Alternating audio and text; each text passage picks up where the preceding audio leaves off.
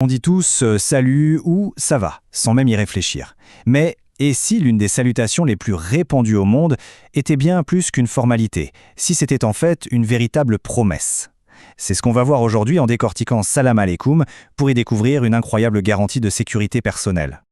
Imaginez un peu le truc. Chaque fois qu'on salue quelqu'un, on prend l'engagement là, sur le champ, que cette personne n'a absolument rien à craindre de nous. Ça change complètement la perspective, n'est-ce pas? Un simple mot de bienvenue devient un énorme contrat social. Alors voyons d'où ça vient et comment ça fonctionne. Ok, allons droit au but. Le point de départ de toute cette idée, il vient d'une instruction très précise qu'on trouve dans le Coran. Ça concerne la façon dont on doit réagir quand quelqu'un nous offre le salam, la paix. Ce qui est vraiment fascinant ici, c'est que cette phrase toute simple, elle crée un lien direct, quasi automatique, entre le fait de dire bonjour et un statut bien particulier. En gros, le verset nous dit que l'acte même d'offrir la paix fait de la personne qui parle un mu'min. Et là, forcément, ça soulève une question essentielle. C'est quoi au juste un mu'min dans cette situation précise? Parce que la réponse est vraiment la clé qui déverrouille toute la compréhension du concept. Et pour bien saisir cette promesse, il faut en fait repenser certaines définitions qu'on tient pour acquises. On va voir un terme clé non pas comme une idée ou une conviction, mais comme une action, quelque chose que l'on fait. Alors d'un côté, on a l'idée assez répandue qu'un momen, c'est quelqu'un qui adhère à un certain credo. Mais l'analyse qu'on explore aujourd'hui, qui s'appuie sur les travaux de Khaled Al-Sayed Hassan, propose une vision radicalement différente. Elle dit qu'un momen ne se définit pas par ce qu'il a dans la tête, mais par ce qu'il fait. Un momen, c'est celui qui accorde la sécurité. Et c'est là que tout prend son sens. L'iman, ce n'est pas une conviction interne et invisible. Non, c'est l'action concrète d'accorder la sécurité. C'est une fonction sociale, quelque chose qu'on peut voir, qu'on peut observer.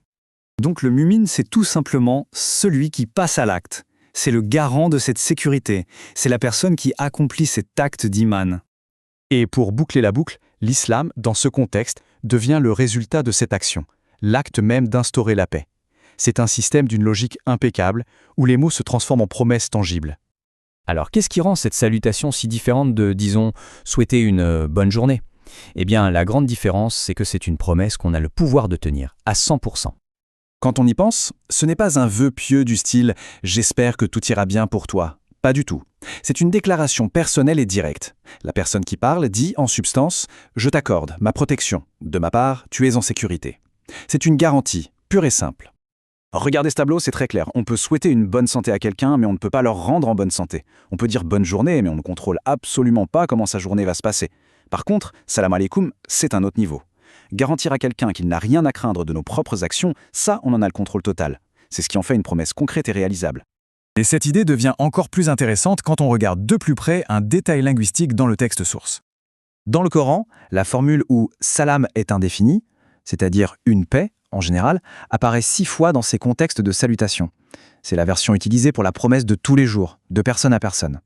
En revanche, la forme définie « as-salam », qui veut dire « la paix », une paix spécifique, n'apparaît que 2 fois. Et elle fait référence à une paix divine qui vient de Dieu. Cette petite nuance grammaticale, elle est énorme. Elle montre bien que la salutation du quotidien est pensée comme une promesse d'humain à humain.